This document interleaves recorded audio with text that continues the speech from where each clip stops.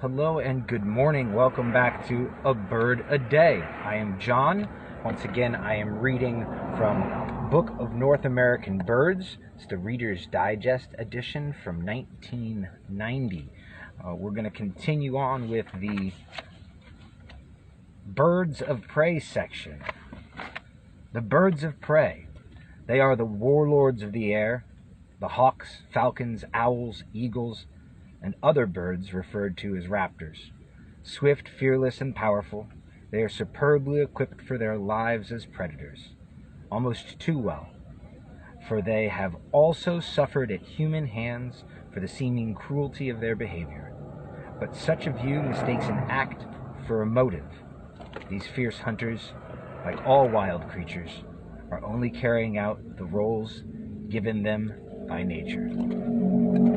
Yesterday's bird of the day was the American swallow-tailed kite. Just as I said yesterday, today we're looking at the black-shouldered kite.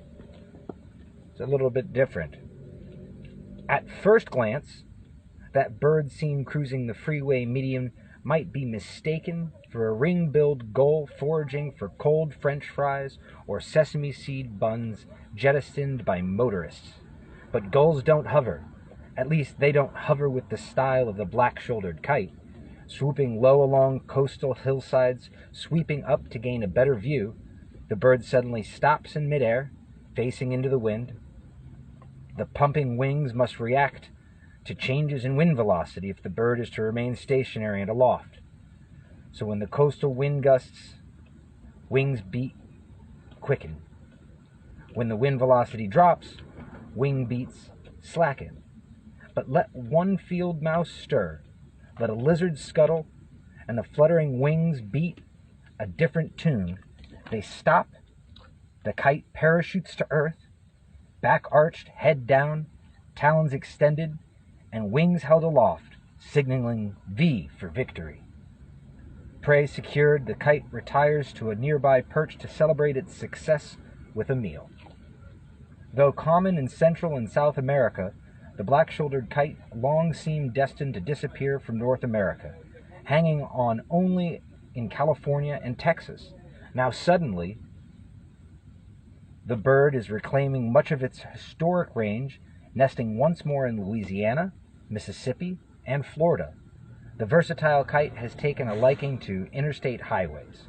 Those medians and shoulder strips provide ideal habitat for this predator of open grassy plains. Even the fences and overpasses make welcomed additions, offering all the privacy and protection a bird could ask for. Briefly glimpsed, a graceful soaring black-shouldered kite could be mistaken for a gull. Let's take a look at the black-shouldered. There's the black-shouldered kite. Look at that bird. It's a pretty cool looking bird, isn't it? I forgot to give the Latin name. It is Elanus Caeruleus. Elanus Caeruleus is the black-shouldered kite. Again, that's a pretty cool looking bird if you ask me. And just to think that they're regaining ground that they'd once lost. How can you recognize a black-shouldered kite, you might ask? Well, they're about 15 to 17 inches long.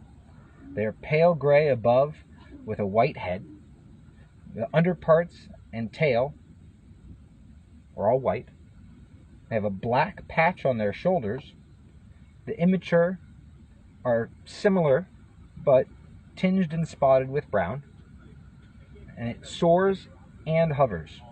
The habitats are open plains and farmland with scattered trees. Its nesting areas, nest is a mass of sticks about 15 to 60 feet above ground in the trees, usually near water.